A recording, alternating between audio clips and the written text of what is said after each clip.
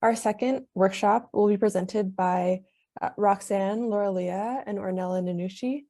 And both Roxanne and Ornella work at the National Observatory of Athens, where Roxanne is undertaking the technical implementation and project management of research projects of the Beyond Center of Excellence, and Ornella is the research associate at the observatory.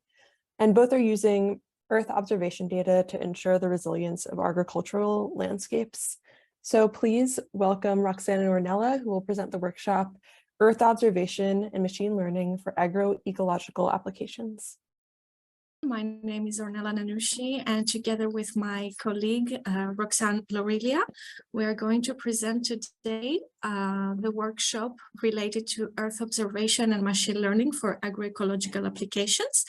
As Julia mentioned, we both work at the National Observatory of Athens, more precisely at the Beyond Operational Unit, and we belong to the Institute for Astronomy, Astrophysics, Space Applications, and Remote Sensing.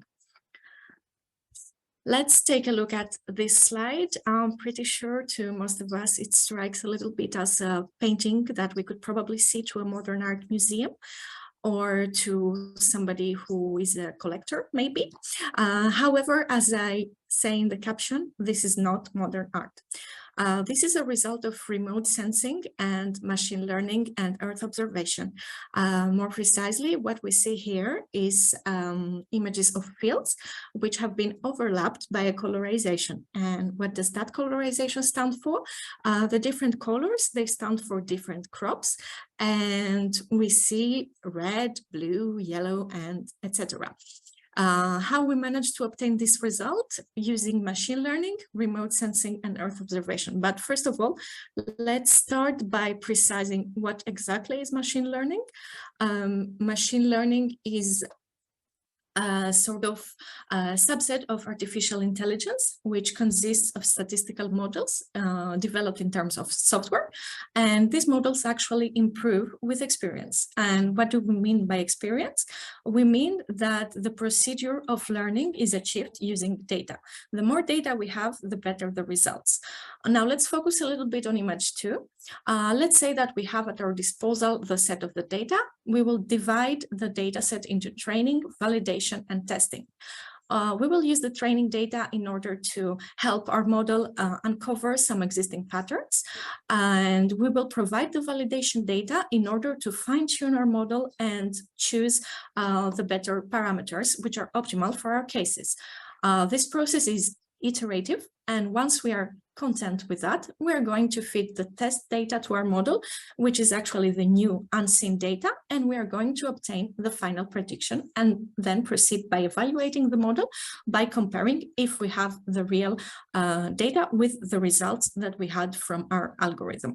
Now, the cases of machine learning are numerous because nowadays we have a great deal of big data, so the need to process this data using powerful algorithms is really growing. We have examples from finance to health sector and of course agriculture and remote sensing, and from now on we are going to focus on that. I didn't talk a lot about remote sensing, and I'm going to introduce it right now. What is remote sensing exactly? Remote sensing is a type of geospatial technology which is going to sample emitted and reflected electromagnetic radiation from the Earth's terrestrial, atmospheric, and aquatic ecosystems. And the goal is to detect and monitor the physical characteristics of an area without making physical contact. Remote sensing can be achieved using aircraft, UAVs, and satellite. And it is of great importance because here again, the examples are numerous, from better telecommunication to weather forecasts and risk prediction, or even agriculture, as I mentioned before. And from now on, we will focus on the Earth observation part using satellite acquired data with a main scope towards agriculture and ecosystem services. But before that, let me explain to you a little bit the images that I have included in this slide. Let's focus first on image 3. It is our services provided by the Beyond Center, which concern crop yield prediction. This is a clearly data-driven approach. We're using satellite data and weather data, and by collaborating with some farmers, we provide to them an estimation of the yield of their crops, of course, with a confidence interval as we see here. In image 4, we see our services which are called sowing maps. More precisely, we see a colorization of an area where, taking into account again satellite and weather data, we try to suggest to the farmers the ideal date of when they should sow.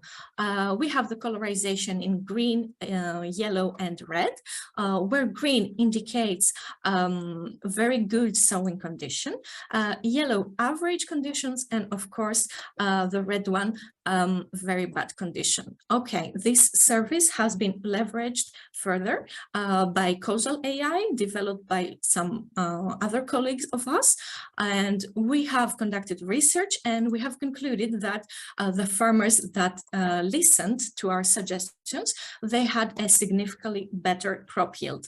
Now moving to image 5, we have an instance of our services provided by the Agroecological platform, where the colorization varies from green to very dark. The green colorization indicates very healthy vegetation, where the black colorization indicates no vegetation at all. In blue, we see the fields of the farmers whom we collaborate with. And as we can see here, we have a mountain, for example, where there is no vegetation and the area is very dark. Our growth services, of course, vary from also monitoring the NDVI or providing the weather conditions, but I have just included this picture right here to sum up a little bit. What do satellites really see now? They do see many more things than the human eyes, and thank God, because then we wouldn't have these beautiful images that we see every day online. But not only that, we wouldn't have all these important services. But before being more specific about the things that we can acquire from satellites, let me first make a difference between active and passive satellites. More precisely, active satellites are the ones who are going to emit an electromagnetic signal and are going to interpret the signal that they receive in response. On the other hand, the passive satellites are the ones who are going to just observe the area that they're passing from, and they're going to do that with the help of the light. Next, I want to make a difference between the visible and the non-visible spectrum. I want to point out image 6, where we see the range of the electromagnetic spectrum varying from very low frequencies to very high frequencies. And we can see that the visible spectrum to the human eye is very small. And that's where telescopes come in hand, because they can see in the red, near infrared, shortwave infrared, and ultraviolet. We have here some examples of James Webb, etc., from NASA. Here at the Observatory of Athens, we mostly work with ESA telescopes, and more precisely Sentinel-2. So Sentinel-2 carries some multispectral images, and there are spectral bands which vary from blue, green, red, near infrared, shortwave infrared, etc. And what do we do actually? We combine these spectral bands in order to calculate some indices which are useful in order to conclude on further information that we wouldn't have with the naked eye. Let's take, for example, the NDVI index. In order to compute the NDVI, we are going to use the near infrared and the red band. And now a very good question is, why do we need the NDVI, or what exactly is NDVI showing to us? I want to point out image 7, and we have to the left a healthy leaf, and to the right we have a non-healthy, or as we refer to, a stressed leaf. So in the case of the healthy leaf, what happens is that the near-infrared reflectance is very high and the red reflectance is kind of low. So this one will yield a high NDVI value, whereas in the case of the stress vegetation, we are going to have a lower near-infrared reflectance and a higher red reflectance, which is going to result in a lower NDVI value. So NDVI is a very good indicator about the health of the vegetation and of the crop. On the other hand, let's moving to image 8. NDVI is also very useful in order to classify the crops because every different crops, we see here the different colors to the different crops. Every crop has its own spectral signature, so it's very useful to make this differentiation. There are also some other indices such as NDWI, which indicates the quantity of the water around an area, the NDMI, which refers to the moisture, and the GCVI, which refers to the greenness. I have only included some of them because that's what we are going to need for the upcoming examples. But of course, there are many other indices that we can calculate and a lot of information that we can extract from the spectral bands of the satellites. So if we had to locate ourselves into this Venn diagram where we see agriculture, Earth observation applications, and machine learning, we would be right here in the middle, exactly at the intersection. And our main motivation is how can we help the farmers adhere to more resilient and sustainable practices? To reply to that question, today we're presenting you two examples. The first one is a concrete scenario where we do pest presence prediction using machine learning and Earth observation. And in the upcoming slide, I'm going to present to you the problem, how we acquired the data, and the model that we deployed. So what is the problem? First of all, Greece is a major cotton provider for the European Union. So cotton is very important for the Greek economy. Therefore, protecting cotton crops from pests is very important financially. And moreover, it is very important to us in general, and as researchers as well, to suggest more ecological spraying tactics to the farmers. So motivated by what I mentioned, we are going to we deployed a model in order to help the farmers detect significant pests outbreaks so that they have a timely intervention and not conduct unnecessary spraying. So our data, we had satellite data, meteorological data, and trap data. When it comes to satellite data, we used some of the indices that I mentioned before. When it comes to meteorological data, we had a meteorologist at the National Observatory of Athens with whom we collaborate with, and he deployed the WRF model in order to acquire some data regarding the temperature, the humidity, the wind, the rainfall, etc., which we used, of course, after advising the literature. And when it comes to the trap-related data, we collaborated with an agricultural company, which has a trap network for Helicoverpa armigera, which is the pest that we studied. And this network consists of pheromone traps in different locations in Greece, and they are located in such a distance so as to not interact with each other. And the counting takes place from June to September, which is the reproduction time of the pests, and it's actually a trapped insect counting conducted by a specialist every 3 to 5 days. When it comes to agriculture, no matter who is the user, most of the times they do have some field knowledge. Therefore, it is very important to us to make these users trust our model. Not only that, but also in the case that the model has a faulty or a wrong prediction, it is very important to allow to these users to have a control over that. So Motivated by that, we use an explainable boosting machine because it is a model which lies in the intersection of accuracy and interpretability. So I want to point out image 11, explaining why we used explainable artificial intelligence. So first of all, to justify, in order to allow to the farmers understand why the model took this decision, in order to give them the power to have some control on the model's output and decide whether or not they're going to consult the model, in order to discover which were the more important features that drove towards the model's decision, and finally to improve the model in the future, or to adhere to more ecological spraying tactics, as I mentioned before. So the explainable boosting machine is nothing but a general additive model with interactions. I have highlighted this part here, which refers to the additive model part, and this part here, which refers to the interactions part.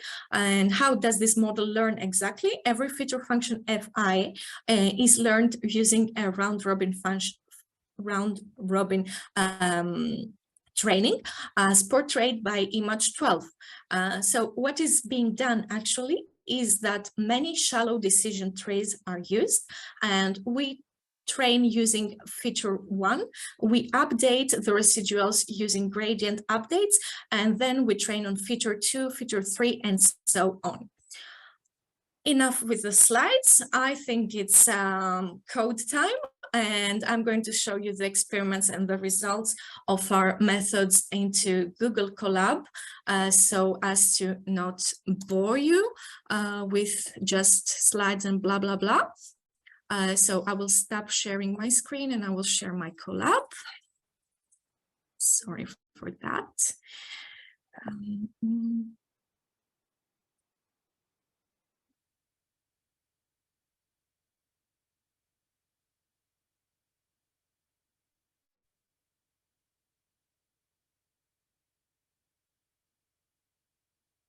Please let me know if you are watching my Google Colab.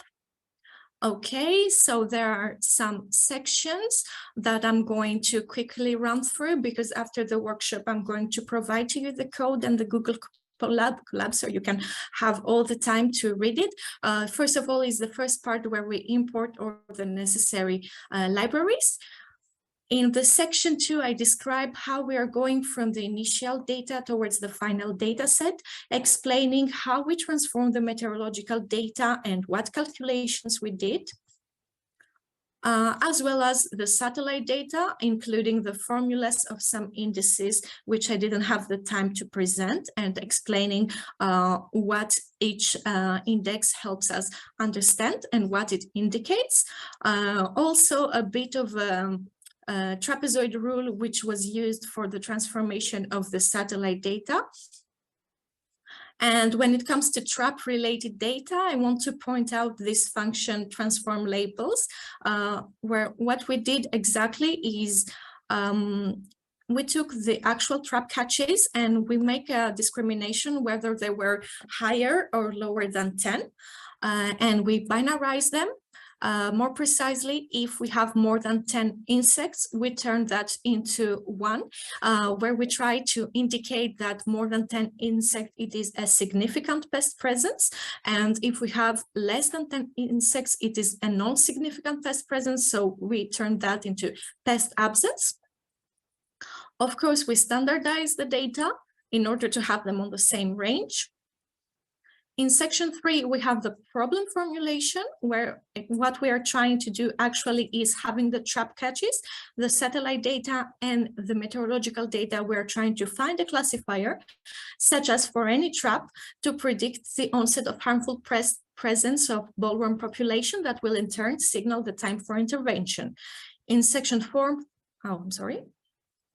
In section 4, I'm also explaining why we chose the explainable classifier and some mathematical formulations. And now the fun part is section 5. The title is InterpretML because InterpretML is the framework developed by Microsoft, which allowed us to deploy the explainable boosting machine. I have some imports here. Next, I am mounting my drive in order to have my data set. I'm sorry for that. I am loading the data set into a pandas data frame. By printing the final data, we can see the data frame that we are using. We have the titles of the indices indicating which variables referring to which one. And after that, we are going to, of course, drop the null values. We are going to use the catches as our target. And we are dropping the catches from the training data and the unnamed 0, which is actually just the data frames index. Next, we are going to split our data into training and testing. Of course, we are going to do some scaling, and we are going to transform our labels, which refers to the binarization. The next cell is the explainable boosting machine. We are going to call the explainable boosting classifier. We are going to provide the feature names, and we are going to provide the feature types. The feature types can either be continuous or discrete. In our case, all the feature types were continuous. We are going to fit our classifier into the training data. And after fitting, of course, we are going to have the predictions. After the predictions, we tend to have the evaluation, and we are going to use the classification report provided by sklearn. We can see here the precision, the recall, and the F1 score for class 0, which refers to pest absence, and class 1, which refers to pest presence. And we can also see the overall accuracy. We see that this is a rather satisfactory result. But I would like to point out here that normally we would run this for many cases, and we would average the results, and we would portray the mean result and their standard deviations. Here, just to win time for the workshop, I'm running just one instance. And now I would like to do a little quiz. I'm going to stop sharing my screen, and I'm going to send you a link because InterpretML can help us monitor the features which helped towards the model's decision. So let's see what is, in your opinion, the most important feature for our model. I'm going to give you 1 or 2 minutes. Please take the quiz. And let's see what is, in your opinion, the most important feature.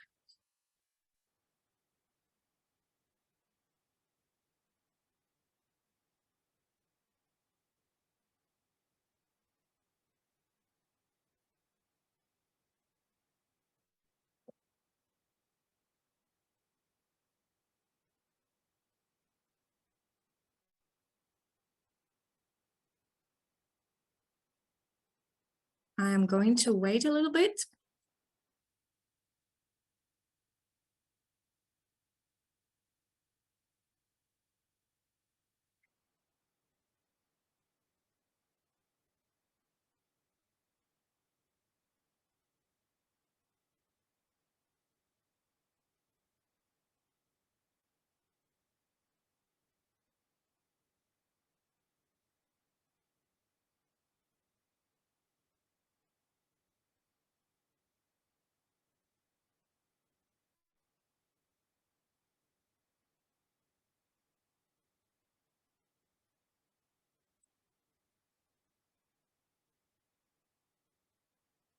Okay, I think we can move on with the quiz results.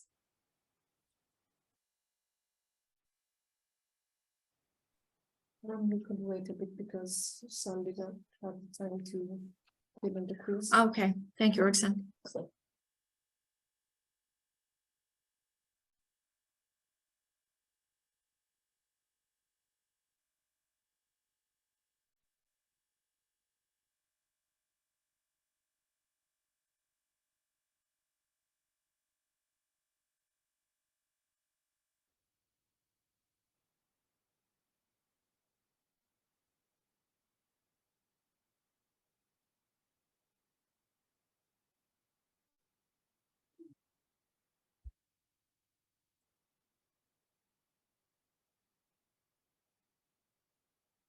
Okay, I think I will share my screen.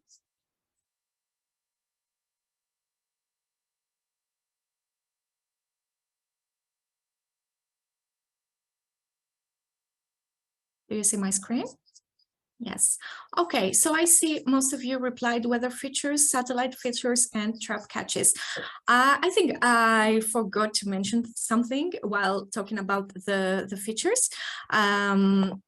Is that we did some feature engineering and we included three features which referred to the previous trap catches. One referred to the trap catches the day before, 2 days before, or 3 days before. And I'm pretty sure if I had talked about that before, you would have correctly guess which one was the most important feature after all. So let's go and see the global explainability report provided by InterpretML. And what we see here is the features that had the greatest importance towards the model decision. To the left, we see the feature names, and to the right in orange, we see how much they affected the model. And we see here previous one and previous two, which is very logical, because imagine a scenario where we have a pest outbreak. We wouldn't have pests out of nowhere, right? So it is very logical that we have this result. Moving on to the next part, we're going to leave out one trap. And what does that mean? That means that we are going to train our model on all the traps, but we are going to leave out just one trap. So here I'm loading the new data set, because remember now it is different. And we have the training as before with a standard scalar, train test split, and a label transformation. We have our model with the same feature names and the same feature types as before. We are going to refit our model, because remember now the data set is different. We are going to predict, and having the results, we have this image here. But what's this image? This is a time series of the test trap that we used. On the horizontal axis, we have the date into day of year format, and on the vertical axis, we have the actual trap catches. On green, we have the predictions of the model, which were pest presence prediction, and in red, we have the predictions of the model, which were pest absence prediction, and the black dotted line is our action threshold set at 10 insects. So what do we see here? We see again a rather satisfactory behavior because we have the principal peaks and troughs detected most of the times, but there is something that really bothers me. Let's take a look a bit at day 180. This one, despite being obviously a pest presence, is classified as pest absence by the model. So what is going on over there? In that case, we can take a look at the local site, and that means picking into a local explainability report, which is going to explain us this single prediction. So counting from 0, we are at prediction 0, 1, 2, 3, 4. So I'm going to go to my graphic interface. I'm going to choose my 4th prediction. And first of all, we are watching that the probability of the prediction is only 0.52, which indicates that the model is a bit uncertain of its decision.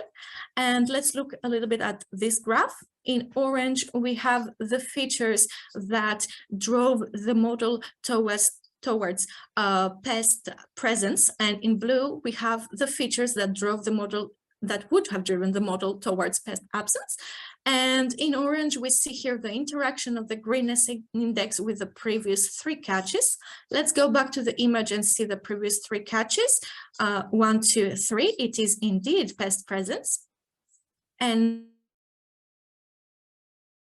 towards pest absence, it is the previous one feature. So let's take a look at the previous one feature, which is indeed pest absence. So this local explainability report, it really helps us understand the model's decision and decide accordingly whether or not we are going to trust it. In section 6, it is actually your turn, and after the end of the workshop, we are going to provide you with the link of the collab and the data set that you are going to use. It's going to be a new data set because I cannot include the trap locations because I can't. So after the end of the workshop, you are going to receive the link towards the collab and the new data set. And of course, I invite you to see how the results are different and what do you remark. And of course, feel free to contact us for any questions by sending an email. Now I'm going to let my colleague talk, and I don't know how to stop share my screen, sorry.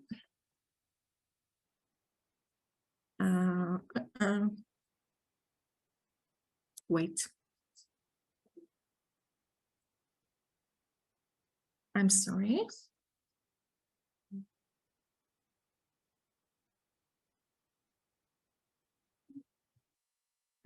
Okay, so I think I stopped sharing my screen. Roxanne, the floor is yours. Thank you very much, Ornella. Thank you, Julia, for the introduction in the beginning. I really appreciate the opportunity to participate on this workshop. Let me share my screen.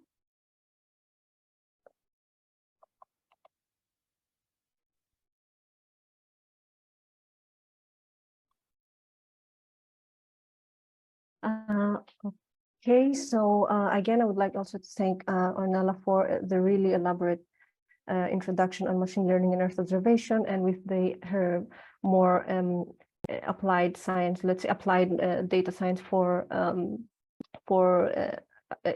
this agricultural application. So going from a bit of an application that showcases the implementation of the operational farm management scenarios and decisions where end users, in the case of the first of this application, which are basically farmers, can directly impact the quality of the agricultural landscape. The second half, which I will be presenting in this workshop, will focus on the application that can help policymakers devise more impactful agricultural policies towards sustainable and resilient agriculture. So my background is more on environmental sciences, so I will be presenting an applied application using machine learning and Earth observation. So how do we approach sustainable and resilient agricultural ecosystems? We do know that the productivity of crops depends on the intricate interplay of farming practices, abiotic conditions, and ecosystem services that are provided by the natural ecosystems, in this case, natural agricultural ecosystems. While the cost-benefit analysis of human inputs into cropping systems are more easily assessed, and you can find a lot of literature in this context, the valuation, however, of ecosystem services are less obvious and often neglected when new farming strategies are adopted, even though those strategies refer to the protection of biodiversity, the enhancement of ecosystem services supply, and in general, the maintenance of the natural habitats and ecosystems. But what do we mean by ecosystem services? And there are a lot of definitions out there, depending on the context of the study, from a more human perspective or a more economic and ecosystem perspective, depending again on the context of the study. We know that the links between people and nature are complex, and therefore it is hardly surprising that people have referred to ecosystem services in different ways. But despite the establishment of these different definitions, all imply that humans are strongly dependent on well-functioning ecosystems and natural capital that are the basis for a constant flow of ecosystem services from nature to society. So a definition that is really known for ecosystem services is that they are the benefits and functions that natural ecosystems provide to people. So in that sense, in the context of agricultural landscapes, what the figure illustrates is the agricultural landscape seen as a socio-ecological system that provide multiple ecosystem services to society. So based on that, we can see that farmers, being the main actors in the agricultural landscape, work along with different socioeconomic characteristics and biophysical factors to manage their landscapes according to the demand for natural resources from society. And how the provision of natural resources meet the demand of society. The cascade model framework, framework is a great example to show the pathway of ecosystem services from ecological structures and processes to human well-being.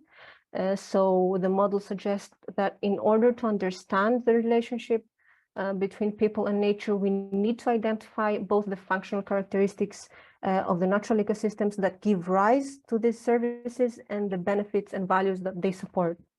So based on that, changes in benefits and values from the way people deal with the various drivers of ecosystem change are dependent on how what is the distribution and status in general of the land, of the ecosystem, of the natural ecosystem itself. So to give a bit of more example and visualize what we mean by this cascade model, imagine that the vegetation cover is the biophysical structure, which helps to store carbon above and below ground, which is an ecosystem function. This function provides a service called climate regulation, which in turn contributes to the security and human health through mitigating the effects of global warming. And then this benefit is valued according to how people perceive it. And an example would be how much money people are willing to pay to preserve this specific benefit. So what Earth observation can detect based on this cascade model, I would say the left hand side of the model, where it is more of the supply side of ecosystem services, and Earth observation can mostly detect the biophysical context of such model. How machine learning comes in handy in general in ecosystem services research. We know it expands traditional data analysis and present a range of opportunities in the assessment of ecosystem services, offering generally the opportunity for processing big data and enabling significant advances in data description and predictive modeling. Descriptive machine learning techniques can group data with little or no prior domain-specific assumptions and knowledge, which means that they can generate hypotheses and automatically sort data prior to other analysis, while predictive machine learning techniques allow for more predictive modeling of highly nonlinear systems where causal mechanisms are poorly understood, as it is often the case for ecosystem services research. I've specifically highlighted in red the classification and migration trees, as they are the most frequently used in ES research. However, in our case, we have combined geographical models with random forest to identify not the global estimation of how specific drivers could affect ecosystem services, but we would like to identify the local specific contribution in the sense of in a more spatial explicit manner of the contribution of potential drivers to the supply of ecosystem services. And to give a bit more context to our problem that we are trying to solve, we identified an issue of horizontally implementing agricultural policy measures. This is more of an example in the EU, but I assume that there are similar issues outside of Europe. So again, we identified that many policy measures were horizontally implemented across different countries and regions without taking into account the local specificities of each region in terms of ecological characteristics and local climate conditions.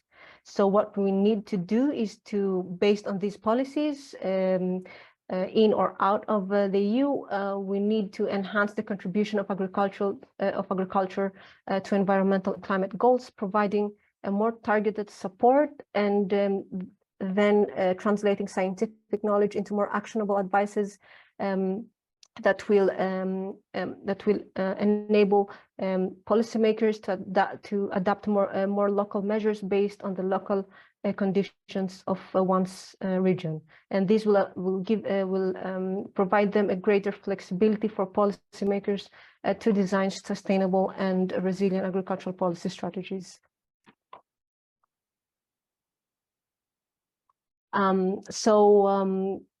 To create the target feature in this application, we have mapped 5 ecosystem services, namely the nutrition biomass, which is the caloric value of different crop types based on different nutritive factors and national censuses regarding how much, what is the value in terms of calories of each crop type.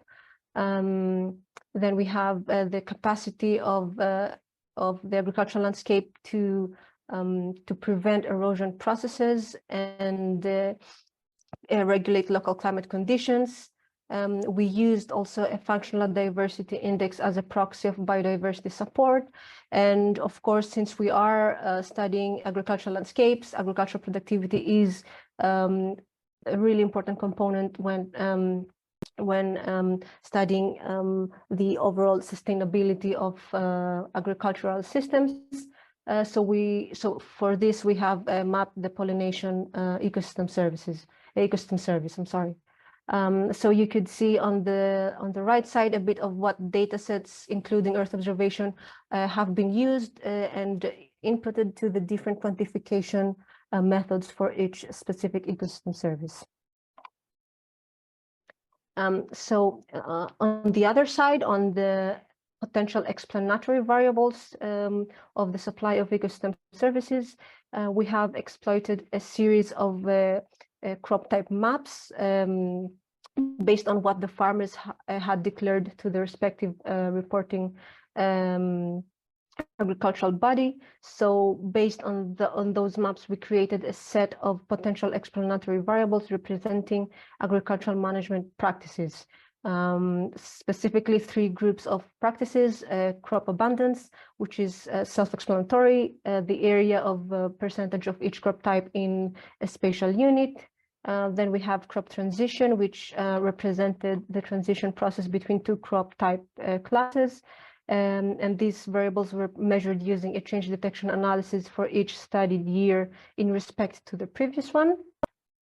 And of course, in the context, again, of the Common Agricultural Policy in the EU, there were some policy measures that obligated farmers to ensure crop diversifications among their parcels. However, these measures were applied on the farmer level, so spatial diversification and therefore diverse agricultural landscapes were not ensured on the extent needed. So therefore, to account for the spatial diversification and not the farmers, not the farmer diversification, we used the Shannon Diversity Index that was estimated on the landscape level based on the different crop type classes of our dataset.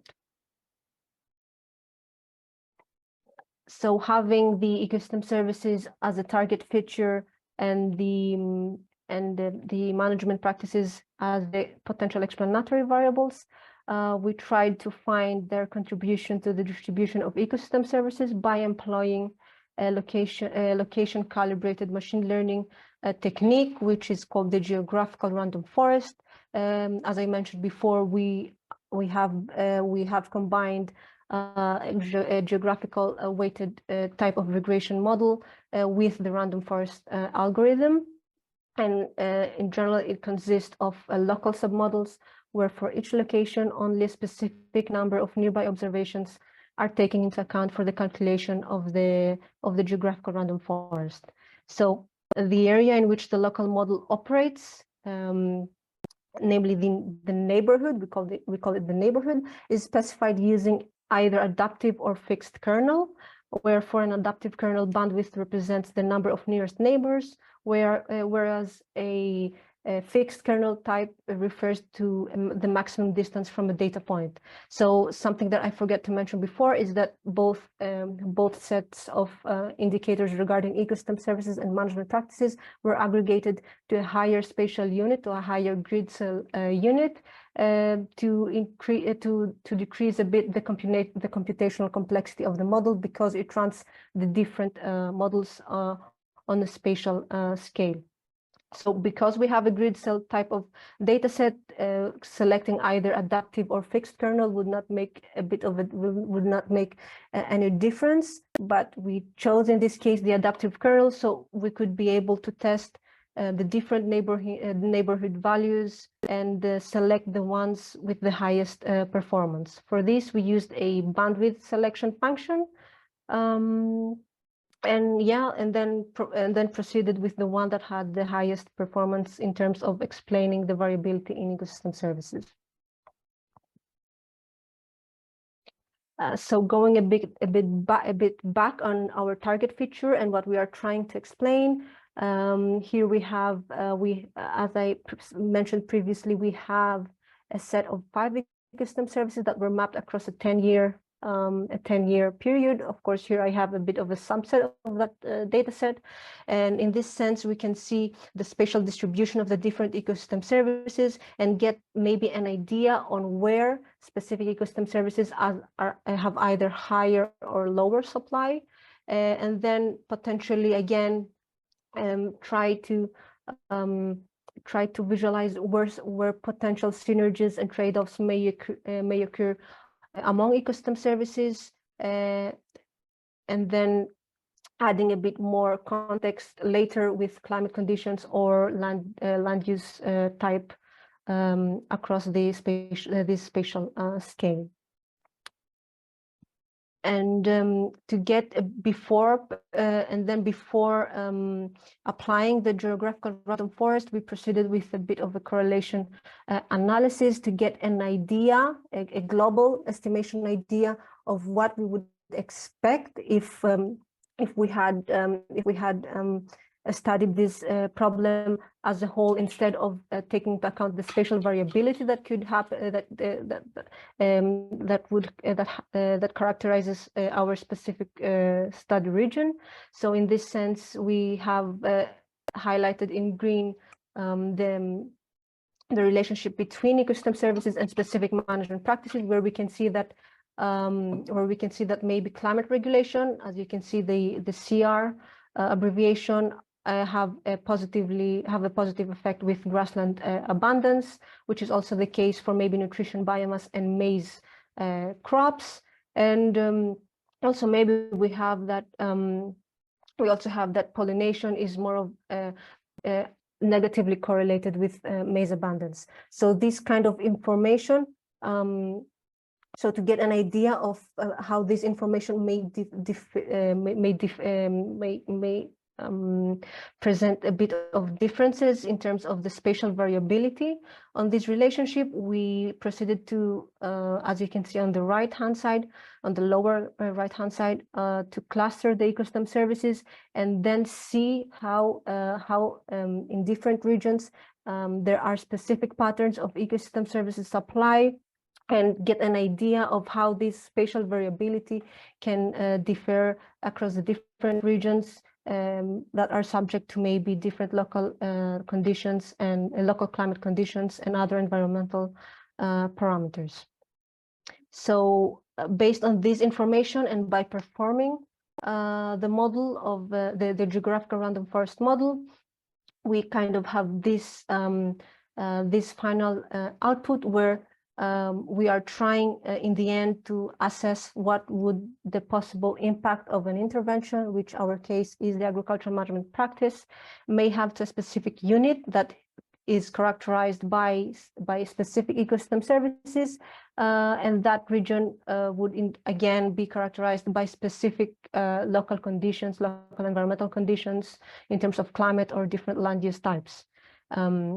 So to be more precise, we would maybe have we have on the left side the practice of landscape diversity, where we could see that we have different local contribution across the different region. So although by using a global model, that would landscape diversity would possibly indicate either a positive or either a negative contribution to a specific service, we can see that seeing that as a spatial problem, we can see how the different how landscape diversity has contributed either higher or lower to the different regions of our study.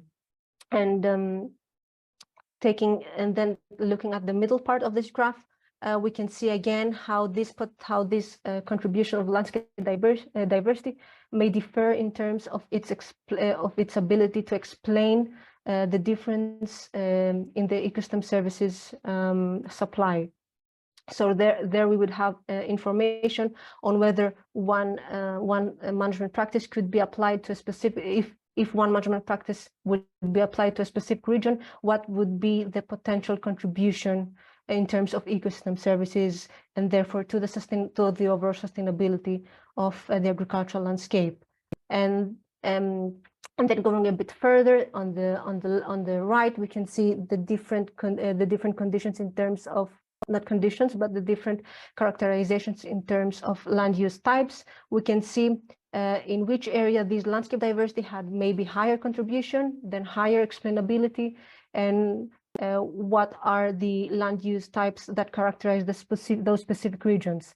And in that sense, agricultural policymakers are not just being provided with information on which are the most sustainable practice, but how this sustainable practice will be can be applied, or have different, or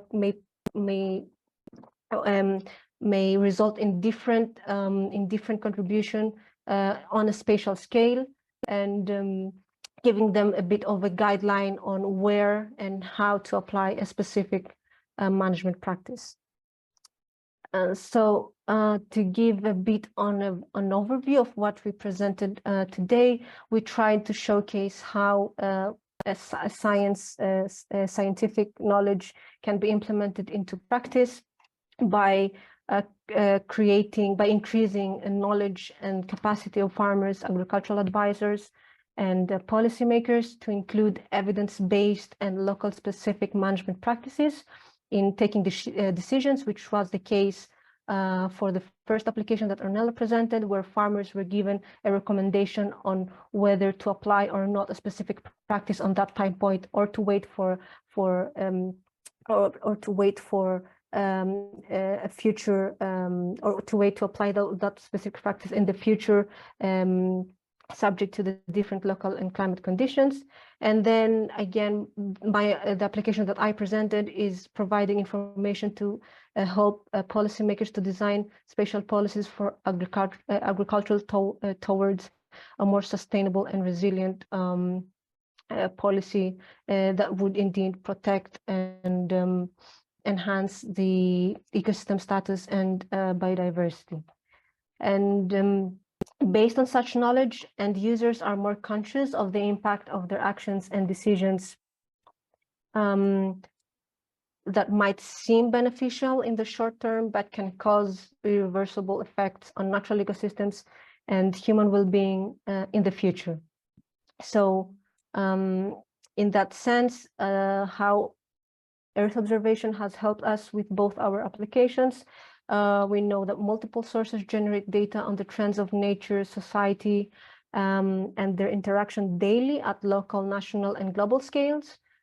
So that means that we can perform spatially continuous and frequent observations that can result in large data volumes and multiple data sets at varying spatial and temporal resolutions, which can enable the monitoring of agricultural systems and upscaling the different EO-based methodologies, Earth observation-based methodologies, even in areas where local knowledge and data are mostly absent. So how machine learning has helped us, again, with both our applications, but in general, in the intersection between Earth observation, machine learning, and in the intersection, between Earth observation and agriculture, because these big data streams are associated with volume, variety, and value challenges.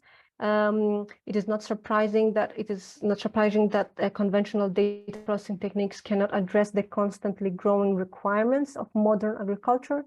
And to that end, machine learning has been extensively utilized in applications in agriculture by effectively exploiting the recent advances in computational power capacity, allowing the handling of the vast amount of data.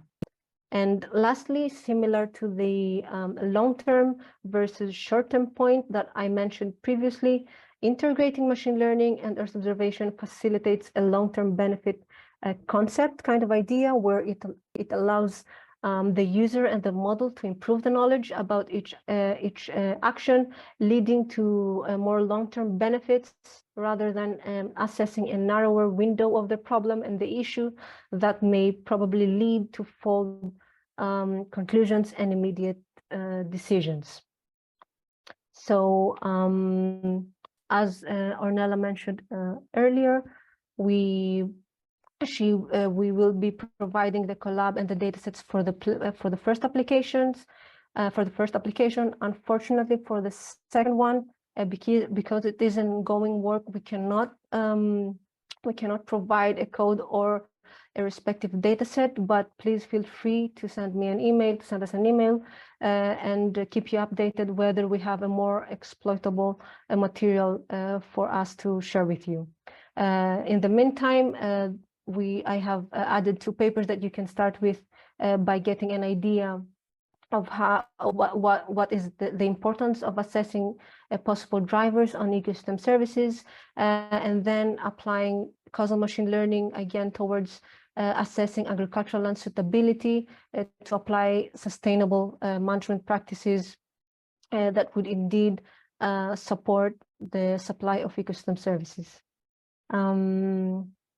Yep, I hope that was not confusing.